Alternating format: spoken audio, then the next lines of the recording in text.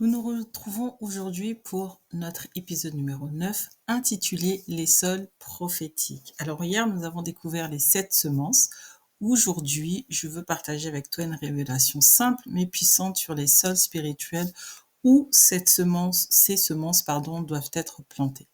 Pour comprendre la nature des sols spirituels, plongeons dans une histoire puissante rapportée dans 2 passages des Écritures, à savoir 2 Samuel 24 et 1 Chronique 21. Cette histoire nous révèle 2 types de sols spirituels à travers la rencontre de 2 hommes.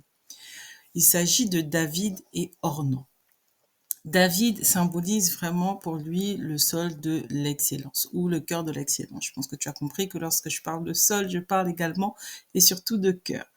Donc maintenant, j'aimerais que tu t'imagines, alors cette histoire prend place après que David ait fait le dénombrement, ce qui était interdit, ce qui n'a pas plu à Dieu, et Dieu, au lieu de frapper David, a frappé le peuple. Et donc David se trouve face à une plaie qui décime son peuple. Il sait qu'il doit donc bâtir un autel, c'est ce qu'il reçoit de la part du Seigneur au travers d'un envoyé. Il doit bâtir un autel et précisément sur le terrain d'Ornan. Quand on lui propose cette terre gratuitement, donc Ornan lui dit qu'il la lui donnerait tout simplement, sa réponse, donc celle de David, révèle un cœur extraordinaire. Il dit: je ne donnerai pas à l'Éternel ce qui ne me coûte rien. Voilà un homme qui comprend la profondeur du sol spirituel. Cette profondeur se mesure notamment à notre engagement. David ne cherche pas les raccourcis, il paie le prix complet. Ce n'est pas étonnant du coup que le feu du ciel soit descendu sur son offrande. Son sol d'excellence a produit une manifestation divine qui a arrêté la plaie. Ensuite, voyons Ornan. Ornan, lui, c'est le sol du service et de la révérence. Commençons par la révérence. Lorsqu'il voit David, la première réaction qu'il a, c'est de se prosterner. C'est un geste qui révèle en fait le cœur qui reconnaît l'autorité spirituelle, le cœur aussi humble, ok, parce qu'il maintient une attitude d'humilité. Ornan nous montre également une autre qualité, c'est le service. Quand David arrive, il interrompt immédiatement son travail. Ok. Et la réponse qu'il donne à David lorsque David lui explique ce qu'il est venu faire, Ornan lui dit que le roi, mon seigneur, fasse ce que bon lui semble. Il offre non seulement son terrain, mais aussi ses bœufs et son blé. Et c'est un sol de service, c'est-à-dire qu'il manifeste un cœur disponible et généreux. Il ne négocie pas, ne calcule pas, il comprend qu'il participe à quelque chose de plus grand que lui et son territoire devient le lieu choisi par Dieu pour l'intervention divine. Si on s'arrête un peu plus sur Ornan, son attitude combine donc la révérence, le service, l'humilité. Ok. Ensuite, ses actions montrent un cœur généreux, un esprit de soumission, une reconnaissance de l'autorité spirituelle, ce qui nous amène à définir ou à reconnaître, on va dire, ces 3 vérités. Premièrement, la révérence prépare le terrain.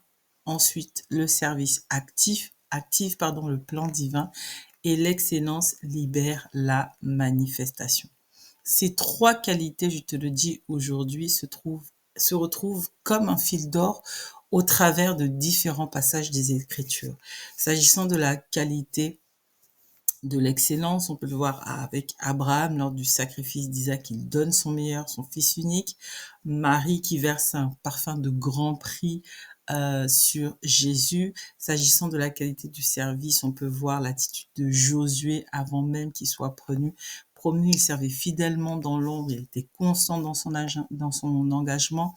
Abigail, face à David, intervient, elle, avec sagesse et son service change le cours des événements parce que je te rappelle que les agissements de Nabal n'étaient pas sages et que une guerre probablement pouvait éclater si Abigail n'était pas intervenue.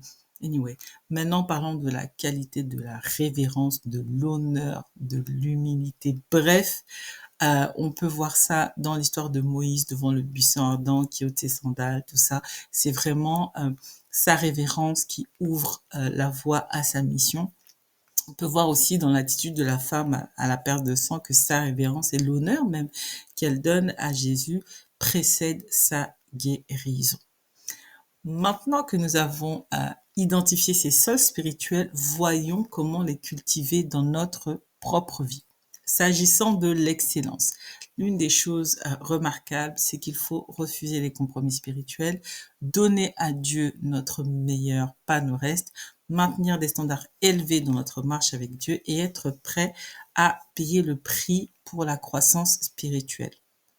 Ensuite, comment développer un sol de service? L'une des choses à faire, c'est cultiver une disponibilité constante, interrompre nos activités quand Dieu appelle. Et je dis bien quand Dieu appelle, pas quand l'homme appelle. Donc, tu dois savoir reconnaître la voix de Dieu qui appelle.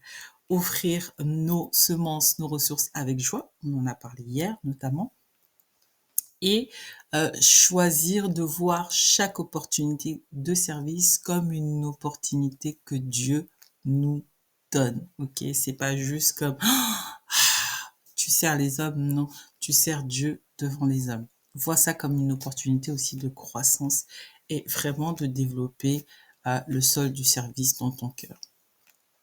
S'agissant de la révérence, il faut, pour développer le sol de la révérence dans notre cœur, pratiquer, j'ai envie de dire, une attitude d'humilité, même spirituelle, devant le Seigneur. Reconnaître l'autorité de Dieu dans notre vie et l'autorité des personnes aussi que Dieu lui-même place dans notre vie. Ça ne veut pas dire que ces autorités sont parfaites, ça veut juste dire que Dieu les a placées à un moment dans notre vie pour faire ce que nous devons faire pour accomplir ce que nous devons accomplir. Ok, donc il faut juste comme les reconnaître. C'est important. Les reconnaître. Ensuite, toujours marcher dans la crainte de Dieu, bien sûr. C'est le commencement de la sagesse. Et comme j'ai dit, à tout point, arriver à pratiquer la soumission et le lâcher prise. Je te rappelle juste quelque chose, que Dieu honore celui qui l'honore. Ok? Mais bon, quoi qu'il en soit, avant d'activer ces sols prophétiques dans ta vie, je pense que tu te poses une question, à savoir comment reconnaître l'état actuel de ton sol. Pour ce faire, voici des éléments qui te permettront de poser un diagnostic, de faire en tout cas ton diagnostic. Alors, observe premièrement les pierres du doute qui sont dans ton cœur, les hésitations constantes face aux promesses de Dieu, les pensées comme « et si ça marchait pas ?» ou le besoin excessif de confirmation. Ensuite, observe s'il reste encore en toi des racines d'amertume, des difficultés à pardonner, des comparaisons fréquentes et des ressentiments non résolus. Et dernièrement, observe s'il existe dans ton cœur les mauvaises herbes de la peur, qui se manifestent souvent comme une procrastination spirituelle, des excuses répétitives et l'évitement des défis. Une fois que c'est fait, nous allons aller cultiver un bon sol, ok? Parce que ça te permet véritablement, une fois après avoir établi ce diagnostic, ça va te permettre de cultiver un bon sol. Pour ce faire, rien de très compliqué. Tu dois pouvoir cultiver en toi la réceptivité, notamment l'ouverture à la parole, l'acceptation de la correction, la disponibilité au changement, la profondeur, la stabilité dans les épreuves, développer tes racines profondes. Je reviendrai pas dessus parce qu'on en a pas mal parlé déjà dans un épisode dédié aux racines. Et également, être axé sur la productivité. Il faut que les fruits soient visibles dans ta vie. Tu dois aussi, j'ai envie de dire, travailler à ton impact sur les autres et veiller à ce que tu arrives à manifester, même quotidiennement, j'ai envie de dire, des victoires, petites ou grandes, mais que tu vois aussi des exaucements, ok? Ça te permet vraiment de cultiver un bon sol. Quand tu perds pas de vue ces 3 éléments fondamentaux. Maintenant, je te propose de prendre ton journal des prémices pour un exercice d'activation qui s'appelle Cultive ton sol. Premièrement, fais un autodiagnostic de ton sol. Tu verras tous les items dans euh, ton journal qui est téléchargeable en te rendant donc sur la plateforme dédiée du Club des Merveilleuses. Ce que je te demande de faire dans cette partie, c'est notamment de lister les doutes qui reviennent souvent dans ta vie, d'identifier les racines d'amertume encore présentes, de noter les peurs aussi qui limitent ton avancement spirituel. Ensuite, crée un plan de nettoyage. Pour cette semaine, par exemple, tu vas choisir une pierre de doute à enlever chaque jour, une racine d'amertume à déraciner et une peur à confronter. Ensuite, tu vas établir une stratégie. C'est comme établir un programme simple que tu vas intégrer dans ton programme, dans le programme que tu as déjà, ok? Mais que tu vas consacrer, par exemple, dans ton temps du matin, tu peux consacrer comme 15 minutes de méditation matinale à le doute que tu dois, la pierre du doute que tu dois enlever, la racine d'amertume à déraciner, la peur que tu dois confronter. Tu vois ce que je veux dire? Ensuite, tu peux avoir un temps de prière défini, c'est-à-dire qu'à l'intérieur même de ton temps habituel, et n'oublie pas que la moindre des choses, en tout cas le défi que je vous ai donné au travers notamment de Prémices 2025, c'est de donner la dîme de votre temps à Dieu. Donc, on a défini 1 heure le matin, 25 minutes l'après-midi, enfin à midi et 1 heure le soir. Donc, à l'intérieur de ce temps, tu peux avoir un temps de prière déjà défini par rapport à cette peur, ce doute et la racine d'amertume à déraciner.